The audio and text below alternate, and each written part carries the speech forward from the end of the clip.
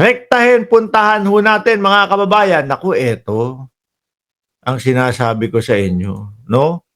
Yung mga bilyar, mga bossing, eh, tingnan nyo, nung isang araw, ang dapat na ibablog natin about doon sa mga bilyar, mga boss chief amo, sir, eh, yung hindi sila nakakapagbayad ng sapat na tax. Ngayon naman ho, mga kababayan, ito, pinapaimbestigahan o gustong paimbestigahan po, mga boss chief amo, sir, no?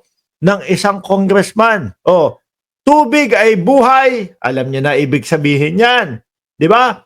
Prime water. Hindi lamang negosyo. J. Kong-hun, seek House probe on prime water agreement. Alam niyo mga kababayan, kami sa Antipolo, no?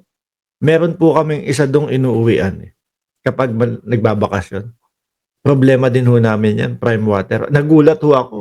Sabi ko, loob ng subdivision to ah. Di ba? Meron tayong mga binabayaran na maayos na magkano ba? 1,000 kada buwan ang binabayaran natin para maging maayos. Tapos walang tubig. Nagbakasyon ho ako, sabi sa akin ng misis ko, oy, kailangan mong gumising. Sabi ko, anong oras? Bakit? Bakasyon nga tayo, walang trabaho. Bakit gigising na maaga?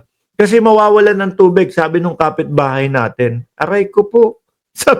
Sabi ko, bakit? Kasi may problema daw yung prime water na ilang ano na tayong nawawala ng tubig eh. Sabi daw. Ako, wala naman ako magagawa. Di ba? Kailangan ko gumising. Mag-igib ng tubig. Unang bukas kong gano'n. Tsokolate agad. Sabi ko, oy, may free Milo pala dito sa Pilipinas. Dinaig pa. Yung Estados Unidos, may Milo. Hindi daw ho, mga kababayan. Nakikita nyo ba itong isang palok juice? halos ganyan ho ang kulay, mga kababayan. Pero ito masarap, refreshing ho. Di ba? Pero yun, kulay tsokolate ho talaga, mga kababayan. No? Kulay tsokolate talaga. Ngayon, hindi lang naman po Antipolo ang nakakaranas niyan. Marami na pong lugar, mga bossing. Kung hindi ako nagkakamali, ilang milyon na nakababayan natin ang apektado ng prime water na yan. Di ba? Kasama po yung mga lolo at lola. Napanood nyo po ba? Yung ginawa pang dokumentaryo ba ang tawag doon? Ng Rappler? Yung mga matatanda ho natin na kapwa Pilipino, biruin mo, gigising daw ho sila ng 3:00 ng madaling araw. Pero wisyo yun ha. Imbis na po tuloy-tuloy sana yung tulog, gigising ka ng madaling araw para umigib ng tubig para sa gagamitin mo maghapon. Yung kasagsagan ng iyong ng iyong tulog, yung kasarapan ng iyong tulog, gigising ka ng madaling araw para mag-igib. Hindi ho tama yun. Doon, kung di ako nagkakamali, Bulacan, mismong mga leader na nila, walang magawa. Ang isasagot lang sa kanila, national na problema po yan. Hindi po lokal na problema yan. Sabi ni Jonas Salazar, pamangkin ko, nabili ng lupa sa Bulacan, crime water, supply ng tubig, walang tulo. Basahin ho natin ito, mga kababayan. Sabi ng politiko, Zambales representative J. Kong-hun, has filed a resolution seeking to investigate the poor water service in areas covered by Prime Water Infrastructure Corporation. Tubig ay buhay. Totoo nga naman ho. Hindi lamang negosyo. Sabi ni J. Kong-hun, 6 House probe, on prime water.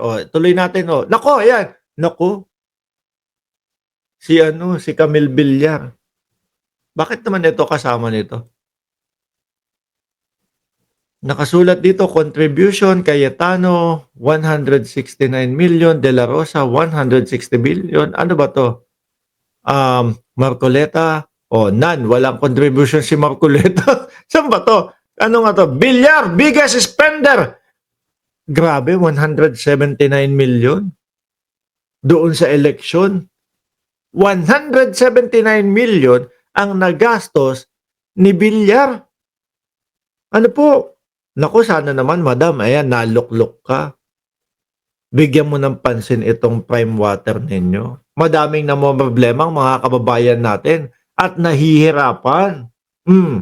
'Di ba dito ho sa prime water mga kababayan, sabi ni tingnan mo pati Malolos, Bulacan, sakit sa bangs ng prime water. Kawawa naman ang Pilipino. Ginusto nyo na negosyohin yan, kailangan yata ibigay nyo ng maayos ang serbisyo ng negosyong yan. Di po ba, mga bossing?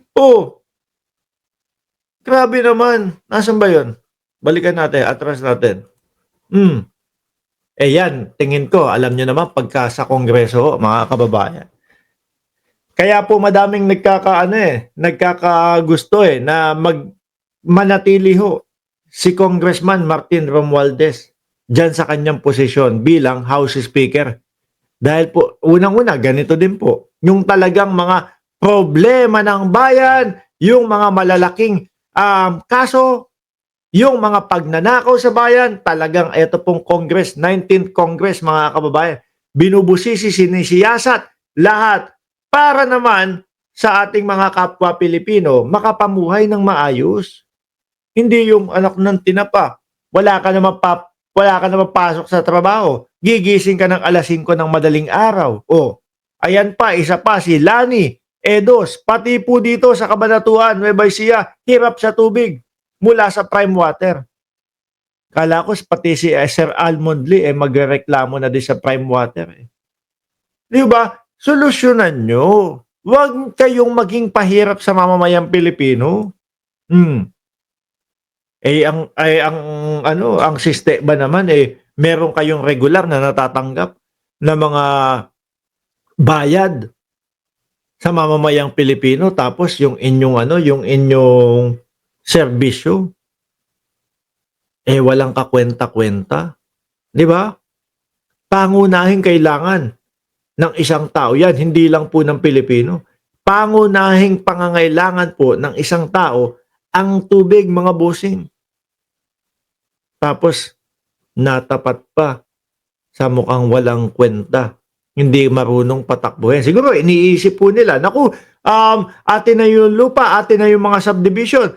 Gusto ko, may internet pa. Di ba? Kung hindi ho ako nagkakamali, ano ba?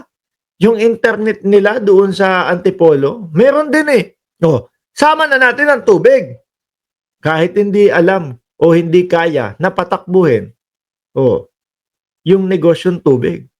Sabi ni Cheryl Santa Maria, Boss Mark, yung may naghahanap sa'yo. Sino ba yung naghahanap sa akin?